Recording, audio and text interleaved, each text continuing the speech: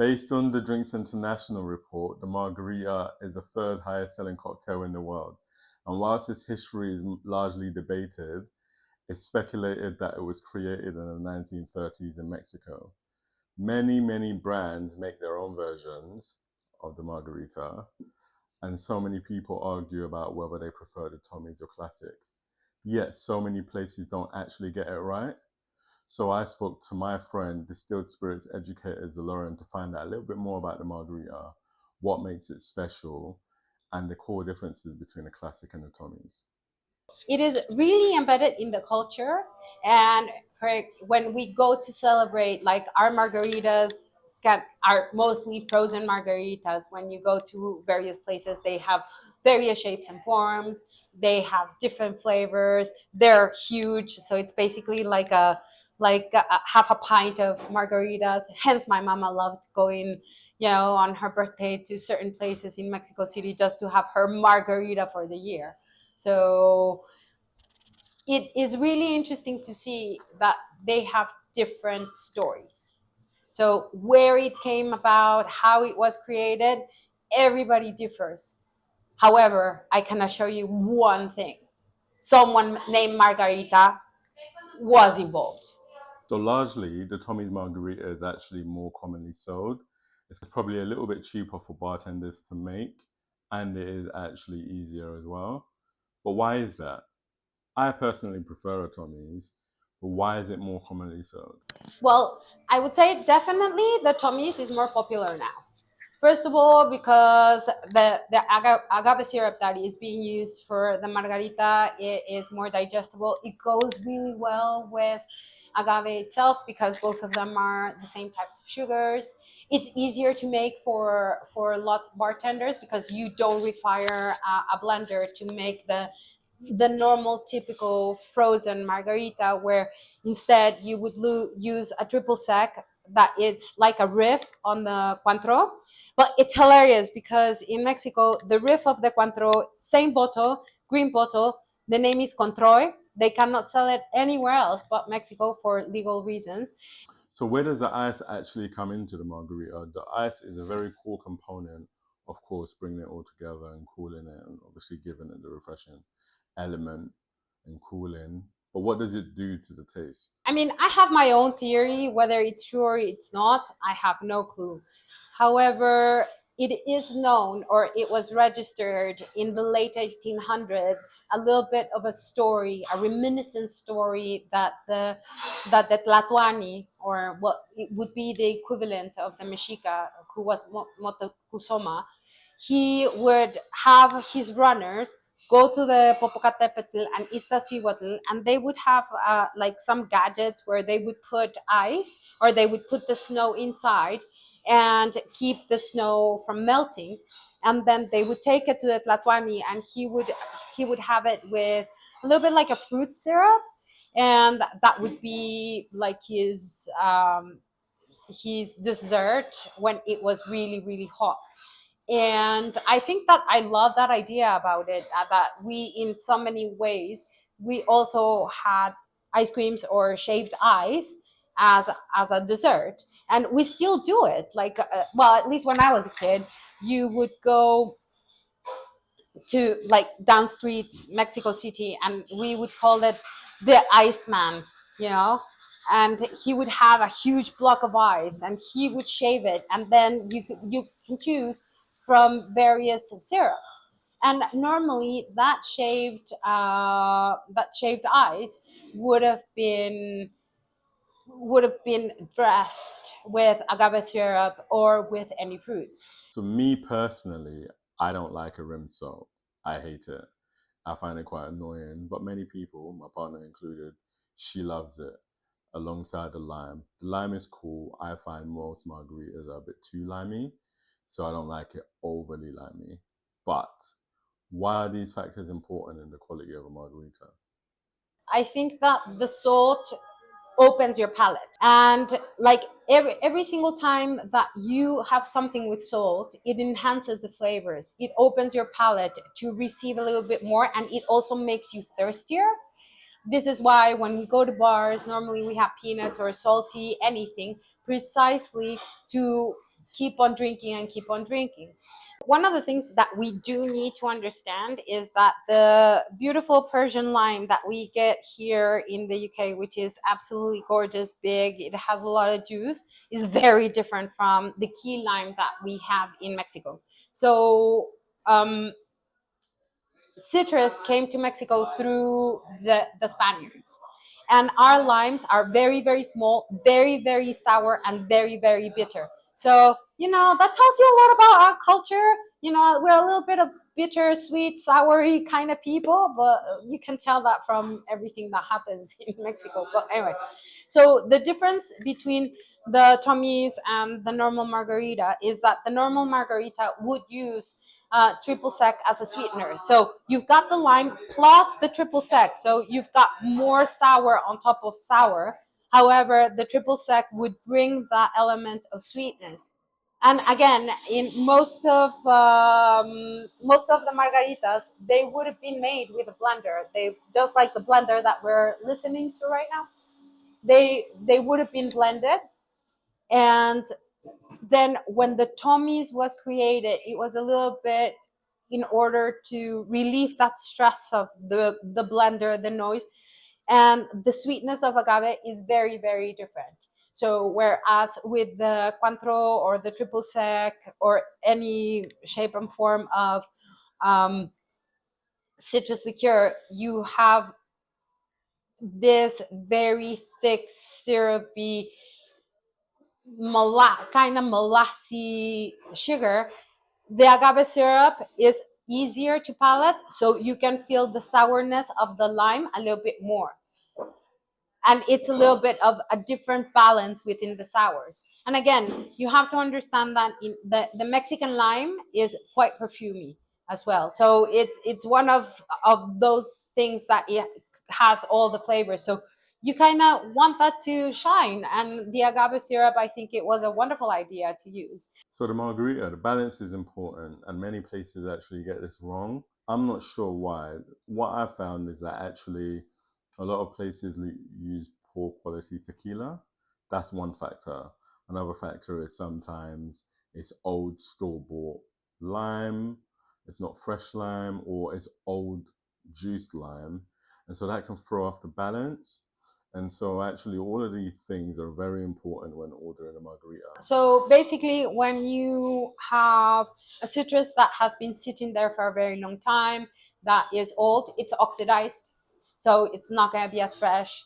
Or like, for example, and this is the beauty of the people that are behind the bar every single time, that they're just squeezing limes every single day to make you the perfect margarita batch, because those limes that that you can buy now in the market, which are, some of them are really good, they still have that gimmicky taste, that it's not the complexity of a lime, which is the perfume, the citrus, a little bit of bitterness. Because when you're squeezing, some of that bitter flavor from the peel will go through to the juice.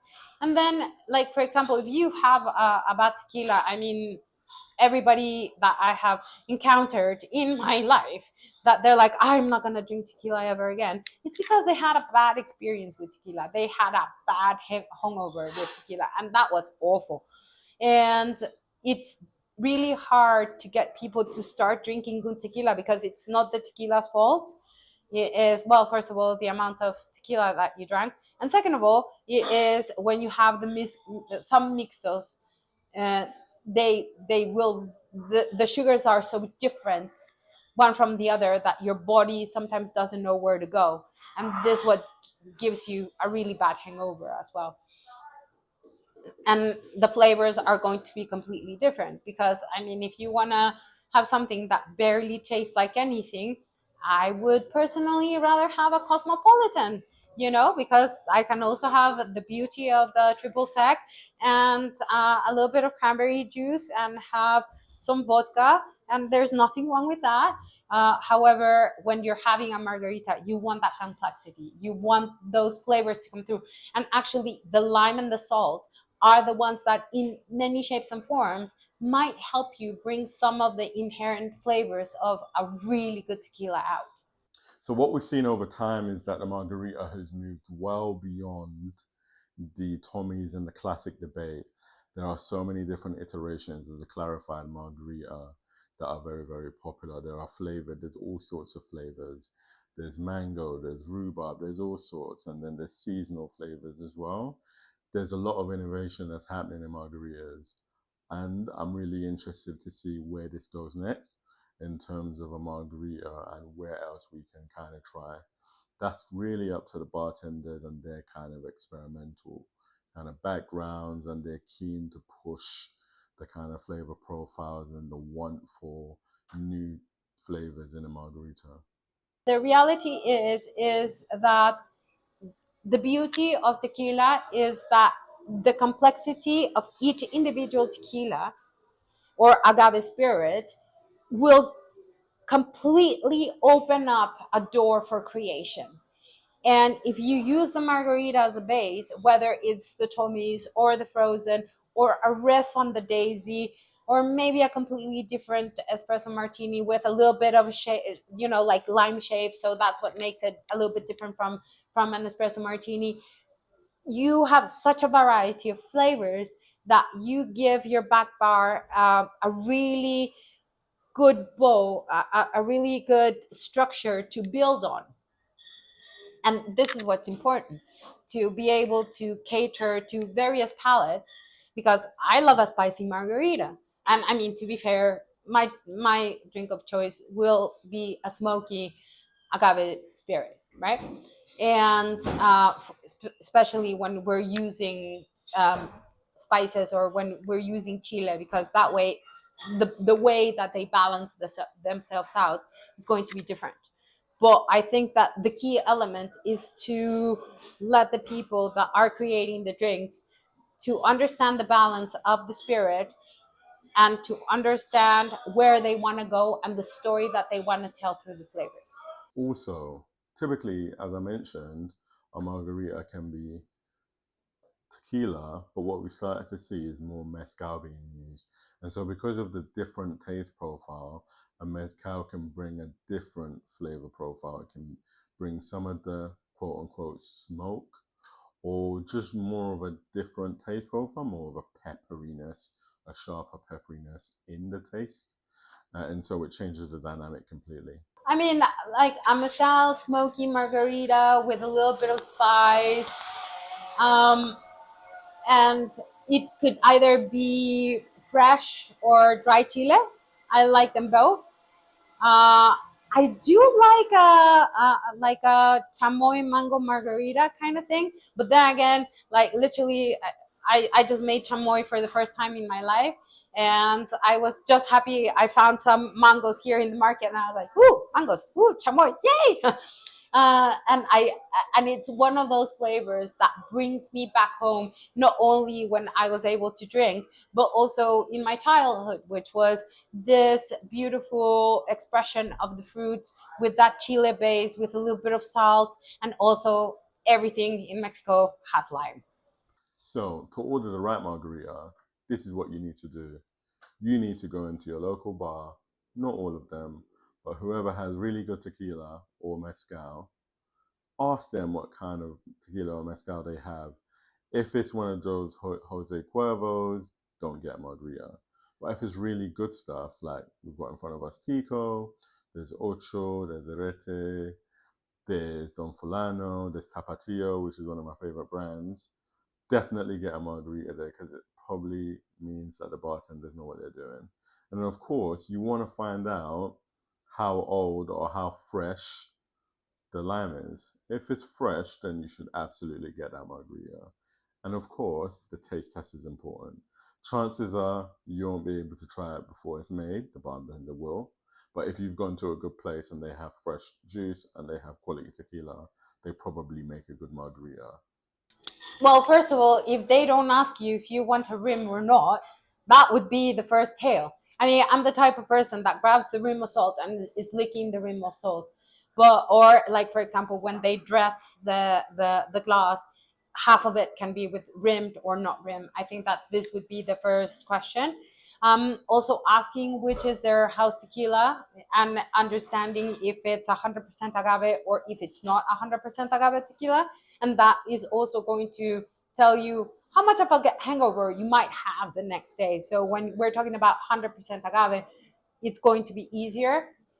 See, like for example, if you see and the lime juice that they're pouring, or if it's even if it's been pre-batched, like the colors of the juice will tell you if it's fresh lime or if it isn't, mainly because the one that is bought on stores and from vendors and all of it, it's going to be slightly more yellow and more bright. Whereas, when you're squeezing limes, you're going to have a little bit of the sediments of the lime. And also, if you see that what they're using, if you're asking for atomies, that it's not an agave syrup, then that's also telling you that they're not giving you what you're asking for. And again, the first question is going to be, do you want salt? We use 100% agave. Do you want classic or atomies? And if a person doesn't even know what the difference between a classic and a atomies is, then you ask for water, I guess. So I hope you've enjoyed this breakdown of a quality margarita and you've learned something in terms of what to expect and what you should look out for when making or looking out for a good margarita.